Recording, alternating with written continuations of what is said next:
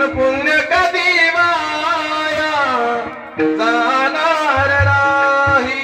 जी गोष्ट होणार ती होणार आणि माणसाचं परम पुण्य हे कधीच वाया जात नाही।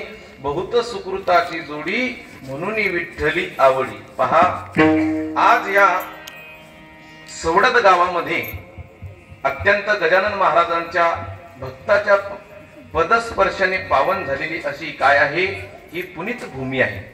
आणि इथे कीर्तन करण्याचा योग हा माझ्या सारख्या पामराला येतो, कारण की खऱ्या अर्थानं मज पामर आहे काय थोरपण पायीची वाहन पायी होईल। आणि आजचा जो सेवेसाठी निवडलेला जो अभंग आहे, आम्ही असे 4-5 जण बैठकीत बसलो असताना मग आज कोणता अभंग घ्यायचा, महाराज तुम्ही आज हाच अभंग घ्या म्हणून आजचा अभंग सुद्धा माझ्या पाठांतरात कमी आहे बरं का। म्हणून तुटला आयुष्याचा दोरा येर वावुगा पसारा अंती होती पाठ मोरा बरं का।